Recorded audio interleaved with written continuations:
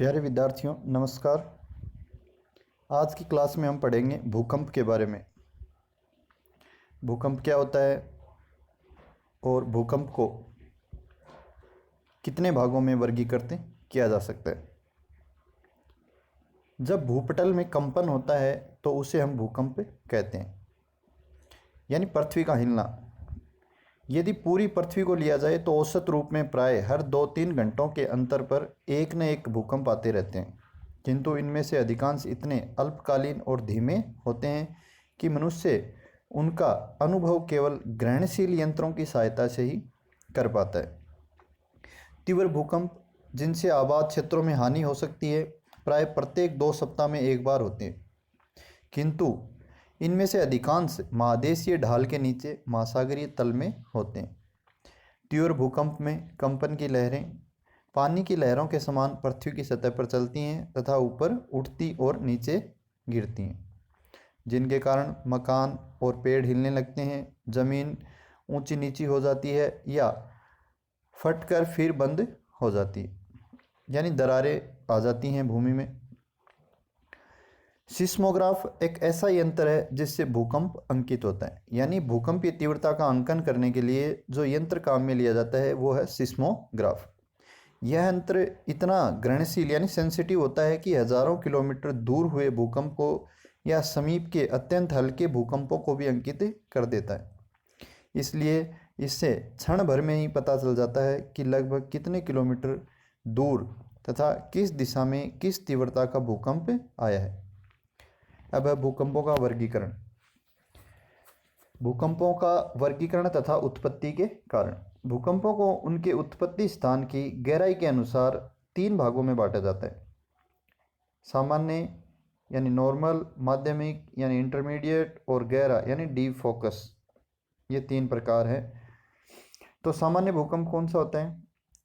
ऐसा भूकंप जिसके उत्पत्ति स्थान की गहराई 0 से 50 किलोमीटर के मध्य हो, तो वो भूकंप है, वो सामान्य भूकंप कहलाते हैं, यानी लगभग 30 मील तक।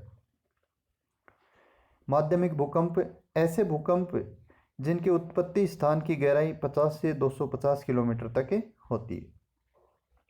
तीसरे हैं गहरे भूकंप, यानी उत्पत्ति स्थल की गहराई 250 से 720 किलोमीटर के मध्य तक, यानी लगभग 450 मील तक। तो ऐसे भूकंपों गहरे भूकंप यानी डीप फोकस अर्थक्वेक कहलाते हैं। अधिकांश भूकंप हैं वो पहली श्रेणी में आते हैं और उनके उत्पत्ति केंद्र की गहराई कम होती है। भूकंपों को हम उनकी उत्पत्ति के कारणों के आधार पर 3 भागों में बांट सकते हैं। ज्वालामुखी भूकंप यानी वोल्केनिक अर्थक्वेक, तक्षणी भूकंप यानी टेक्टोनिक अर्थक्वेक या विवर्तनिक भूकंप, पाताली भूकंप यानी प्लूटोनिक अर्थक्वेक। पहले है ज्वालामुखी भूकंप। इस प्रकार के भूकंप ज्वालामुखी क्षेत्र में होते हैं। जब ज्वालामुखी विस्फोट होता है तो लावा और गैसें भूगर्भ से बाहर निकलने के लिए जोर लगाती हैं और बड़ी तेजी से ऊपर आती हैं और इनके धक्के से भूपटल में कंपन होने लगता है।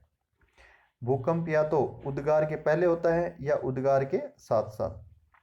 ज्वालामुखी से उत्पन्न भूकंप प्राय भीषण नहीं होते और इनका अनुभव अपेक्षाकृत छोटे क्षेत्रों में होता है, यद्यपि ज्वालामुखी के निकटवर्ती क्षेत्रों में इनकी तीव्रता अधिक होती है, यानी जहाँ पर ज्वालामुखी है वहीं पे इनका जो तीव्रता है वो ज़्यादा मापी जाती है। मध्य सागरीय कटकों पर छिछले केंद्रीय ज्वालामुखीय भूकंप आते हैं। तक्षणी भूकंप या विवर्तनिक भूकंप ऐसे भूकंप जो आकस्मिक भूसंचलन यानी सडन अर्थ मूवमेंट्स के कारण होते हैं। भूपटल में प्राय 5 से 25 किलोमीटर तक की गहराई में चट्टानों के टूटने और उनके भ्रंश तल पर ऊपर नीचे खिसकने से आकस्मिक भूसंचलन होता है और भूपटल में कंपन होने लगता है। ऐसे भूकंपों को तक्षणी या भ्रंश मूलक भूकंप यानी टेक्टोनिक अर्थक्वेक कहते हैं। संसार के अधिकांश भूकंप इसी वर्ग में आते हैं, यानी ज़्यादातर भूकंप हैं विश्व में वो टेक्टोनिक अर्थक्वेक श्रेणी के अंतर्गत आते हैं। इस प्रकार के भूकंप की तीव्रता में बहुत भिन्नता पाई जाती है, यद्यपि वे प्राय तीव्र होते हैं और उनका क्षेत्र विस्तृत होता है। ये भूकंप वैसे प्रदेशों में अधिक आते हैं जहां हाल में चट्टानों के मुड़ने और भ्रंशित होने के प्रमाण मिलते हैं, यानी फोल्डिंग और फोल्टिंग और जहाँ संभव है कि अभी तक भू संचलन बंद नहीं हुआ है। ये सभी प्रकार के भ्रंशों सामान्य उत्क्रम या स्ट्राइक स्लिप में आकस्मिक भू संचलन से उत्पन्न होते हैं। तीसरे प्रकार के भूकंप हैं पाताली भूकंप यानी प्लूटोनिक अर्थक्वेक। पाताली भूकंप वे हैं जो लगभग 250 से 700 किलोमीटर से अधिक तक की गहराई में उत्पन्न होते हैं और जिनकी उत्पत्ति का कारण अभी तक लोगों को ठीक ठीक समझ में नहीं आता है। इतनी गहराई में चट्टानों में आकस्मिक विभंग यानी फ्रैक्चर्स और स्थानांतरण संभव नहीं समझा जाता है। पाताली भूकंप अपेक्षाकृत कम आते हैं। कुछ विद्वानों के अनुसार पातालिक भूकंपों की अलग श्रेणी नहीं है और इन्हें वास्तव में तक्षणी भूकंपों के अंतर्गत ही माना जाता है। यानी प्लूटोनिक जो भूकंप हैं उनको टेक्टोनिक अर्थक्वेक के अंतर्गत ही कई वैज्ञानिक हैं वो मानते हैं। धन्यवाद।